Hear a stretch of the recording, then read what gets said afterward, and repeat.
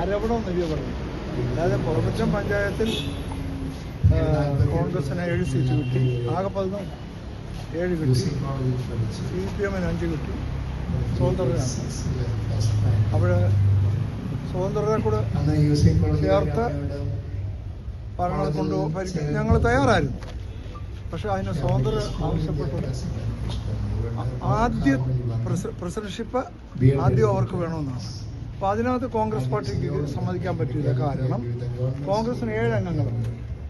7 അംഗങ്ങളുള്ളപ്പോൾ ഒരു സ്വതന്ത്രനെ പ്രസിഡന്റ് ആദ്യമാക്കാൻ പറ്റും. പക്ഷെ ടേം കൊടുക്കാവുന്നതാണ്. ടേം എന്ന് പറയുന്നത് അത് പാർട്ടി എടുത്ത നിലപാടാണ്. അവർക്ക് രണ്ടാമത് ടേം കൊടുക്കാം, 2-2.5 വർഷമോ സ്വതന്ത്രന് കൊടുക്കാം. പക്ഷെ 7 അംഗം കിട്ടിയ 7 പേരെ കിട്ടിയ കോൺഗ്രസിന് മാറി നിന്ന് സ്വതന്ത്രനെ ആദ്യം പ്രസിഡന്റാക്കാൻ പറ്റില്ല എന്നുള്ള പാർട്ടി നിലപാട് എടുത്തതാണ്. ആ പാർട്ടി നിലപാടാണ്. അപ്പോഴത് ഞങ്ങൾ ആ നിലപാടെടുത്തു. അത് സ്വതന്ത്രർക്ക് അവർക്ക് അതിന് സമ്മതമില്ല, അവർക്ക് ആദ്യം വേണം. അതുകൊണ്ട് അവർ ഇടതുപക്ഷത്തോട് ചേർന്നു. അതിപ്പോൾ അവരുടെ നിലപാട്. അത് അവരുടെ അഭിപ്രായം. നമ്മുടെ പാർട്ടിയുടെ നിലപാട് വ്യക്തമായി കോൺഗ്രസ് പറഞ്ഞു. ആദ്യത്തെ പ്രസിഡന്റ്ഷിപ്പ് കൊടുത്തിട്ട് ഭരണം വേണ്ട എന്നുള്ളത്. അതേസമയത്ത് രണ്ടാമത് അവർ ടേമിൽ ഇരിക്കാൻ തയ്യാറായിരുന്നെങ്കിൽ ഞങ്ങളത് അവരെ അറിയിച്ചിട്ടുണ്ട്. അതെല്ലാം വ്യക്തമായി അറിയിച്ചു. അതാണ് അത് എൻ്റെ നിലപാടല്ല, പാർട്ടി നിലപാട്. അല്ല, അത് പ്രവർത്തകരായിരുന്നെങ്കിൽ അവർ കോൺഗ്രസിനെതിരെ മത്സരിച്ചു. അവർക്ക് കോൺഗ്രസ് ടിക്കറ്റ് വേണമെങ്കിൽ കൊടുക്കാമെന്നും അറിയിച്ചതാണ്. അവർ കോൺഗ്രസിന് എതിരായിട്ടല്ലേ മത്സരിച്ചു. അപ്പോൾ എതിരായിട്ട് മത്സരിച്ച് കഴിഞ്ഞപ്പോൾ അവർ സ്വതന്ത്രരാണ്.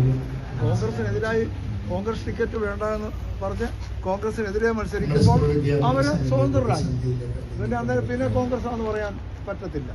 അപ്പോൾ അവരെ സ്വതന്ത്രരായിട്ട് കാണാൻ പറ്റത്തുള്ളൂ. മനസ്സിലായി? അപ്പം പാർട്ടി ചർച്ച ചെയ്ത്, പാർട്ടിയുടെ കോർ കമ്മിറ്റി ചർച്ച ചെയ്തെടുത്ത തീരുമാനമാണ്. അതിനകത്ത് ഞാനും ഒരു കക്ഷി, ഞാനും അതിൽ പങ്കാളിയാണെന്നല്ലാതെ ഞാനല്ല, എൻ്റേതല്ല തീരുമാനം. കോർ കമ്മിറ്റിയുണ്ട്. അവർക്ക് ആദ്യത്തെ ടേം കൊടുക്കാൻ പറ്റില്ല. അവരത് ഡിമാൻഡ് ചെയ്യും. അത് പറ്റത്തില്ല.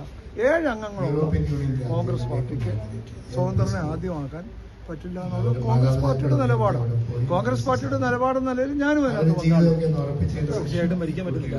അല്ല, ഭരിക്കുക എന്നുള്ള ഞാൻ ചോദിക്കുന്ന ഒരു രാഷ്ട്രീയ പാർട്ടിക്ക് ഭരിക്കുക എന്നുള്ളതല്ല ആത്യന്തിക ലക്ഷ്യം. രാഷ്ട്രീയ പാർട്ടിക്ക് ചില നിലപാടുകൾ ഉണ്ട്.